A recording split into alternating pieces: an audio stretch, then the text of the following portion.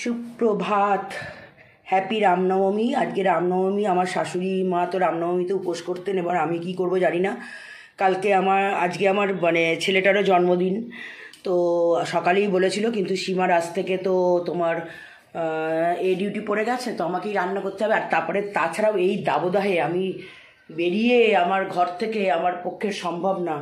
সেই জন্য একেই তো সীমা আসবে না, তার উপরে ও আসলেও আমি বেরোতে পারতাম না। একেবারে বিকেলে যদি পারি তো অনিমেষের সাথে যাব। তো আমার সকাল সকাল এখন বৈশাখ মাস চলছে, একটুখানি বেলপাতা ছিল, শিবের মাথায় দিয়ে দিয়েছি। চলো এবার রান্নার দিকে যাই।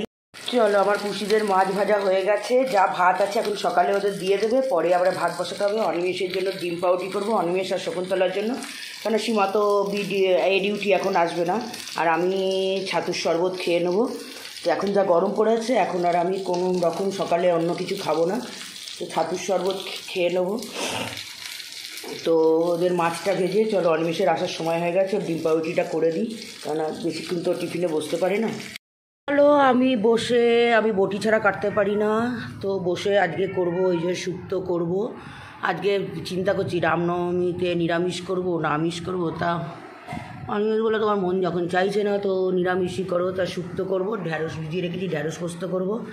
শুক্তোর জন্য তো করলা আছে, আর আমের চাটনি করব, ডাঁটা আছে, কাঁচকলা আছে, রাঙালু আছে, ঢ্যাঁড়সের এই গাজরের এই সরু দিকগুলো দিয়ে দেবো, পেঁপে আছে, বেগুন আছে, আলু আছে। শুক্তো হয়ে যাবে, ঢ্যাঁড়স পোস্ত হয়ে যাবে। তো দেখা যাক লাস্টে কী হয়। তো অনিমেষের টিফিনটা রেডি করে দিই। এই দেখো, এই যে কে মা কার বাচ্চা হয়েছে বুঝতে পারবে না। এই যে একে সরানোই যাচ্ছে না। তোর বাচ্চা হয়েছে না তোর মার বাচ্চা হয়েছে, একে কি রাগ দেখাচ্ছে দেখো না। একে সরালে খাওয়া দাওয়া ভুলে যাচ্ছে। আরে ওরা তো একটু ওর মার দুধটা খাবে বাবা, ওরে বাবা। এই দেখো, সরো, এদের একটু দে, নাহলে বাঁচবে কী করে। তোর কি দুধু আছে? এই দেখো, দুটো কালো কালো আর একটা আবার লালটুর মতো লাল। আচ্ছা নাও, এই পেপারটা একটু পাল্টে দেবো না পরে? আচ্ছা ঠিক আছে, বাবা আসুন। আচ্ছা চলো শো, দাও মাসো এই নাও। আচ্ছা দিচ্ছি, আমি নিয়ে যাচ্ছি না। মা গো মা, আমার ফোনে মেরেই ফেলবে। এই নাও, দাঁড়াও, মা দুধু খাক না, ওরা একটু মা দুধু খাক। এই আঙুল দিয়ে আমাকে পেঁচিয়ে দিয়েছে।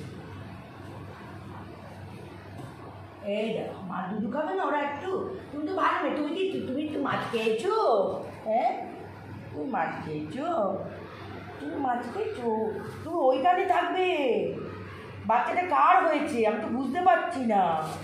বাচ্চাটা কার হয়েছে? ওই দেখ, ওই নিয়ে থাকবে। ভগবান রে,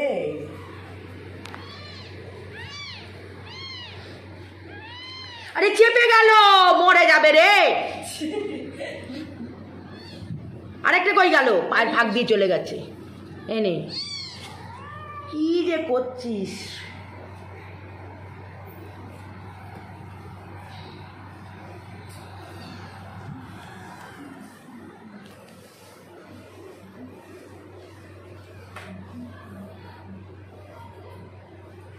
তোর গায়ে আতুরের গন্ধ হয়ে গেছে। হ্যাঁ রে, কালকে ওর নাড়ি কেটেছে, সব করেছে ও, যেন হচ্ছে ওরই বাচ্চা হয়েছে।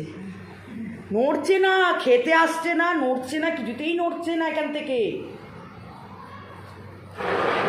টেনে টেনে নিয়ে বসে আছে। ওর গায়ে তো গন্ধ লাগছে না, ওই জন্য ওরা ওর গায়ে আছে, কিন্তু দুধ তো পাবে না। মানা সহ তো মানা, দেখো অবস্থা। চল, আমার রান্না পুড়ে যাবে। এই হচ্ছে অবস্থা।